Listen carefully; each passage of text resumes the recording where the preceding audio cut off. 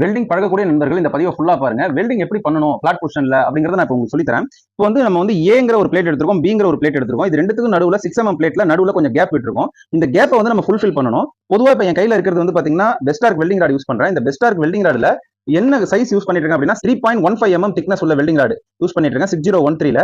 இதுக்கு வந்து current ampere வந்து பாத்தீங்கன்னா சஜஷன் 100ல இருந்து 140 கொடுத்துருக்காங்க. நம்ம வெல்டிங் பண்ணும்போது கவனிக்க வேண்டிய விஷயம் என்னன்னு பாத்தீங்கன்னா ஏ பி இது ரெண்டுமே பிளேட்டுங்க. சி அப்படிங்கிறது இந்த வெல்டிங் ராடு. இந்த வெல்டிங் ராடு பிளஸ் இந்த ஏபி பிளேட் மூணுமே வந்து அட்டன் டைம்ல உருகி வெல்டிங் அடிச்சுட்டே வரணும். அப்படி நம்ம வெல்டிங் அடிக்கும் போது கையை வந்து இந்த பொசிஷன்ல நம்ம அசைக்கணும். அப்படி அசைச்சு வெல்டிங் அடிச்சீங்கன்னா இந்த மாதிரி பினிஷிங்கா வெல்டிங் வரும். இப்போ நான் வெல்டிங் எப்படி பண்றேன் அப்படிங்கறத நீங்க கொஞ்சம் க்ளோஸ்ல கவனிங்க. நம்ம சேனல் என்ன நீங்க ஃபாலோ பண்ணலாம் மறக்காம ஃபாலோ பண்ணிக்கோங்க. ஏன்னா நிறைய வெல்டிங் டிப்ஸ் அண்ட் ட்ரிக்ஸ் நான் சொல்லி கொடுத்துட்டு இருக்கேங்க. நிறைய பேர் நம்மளால வெல்டிங் கத்துட்டு இருக்காங்க. மறக்காம இன்னொரு பழகக்கூடிய நண்பர்களுக்கு இதை ஷேர் பண்ணுங்க. இப்போ கை எப்படி அசைஞ்சிட்டு இருக்கு அப்படிங்கறத பாருங்க. இந்த மாதிரி நீங்க வெல்டிங் பண்ணும்போது ஈஸியா வெல்டிங் கத்துக்கலாம் அப்படிங்கிறது தெரிஞ்சுக்கோங்க நண்பர்களே. இப்போ நான் வெல்டிங் ஸ்டாப் பண்றேன். உங்களுக்கு தெரியுதுங்க எப்படி இருக்குன்னு பாருங்க. வெல்டிங் எந்த இடத்துலயுமே வந்து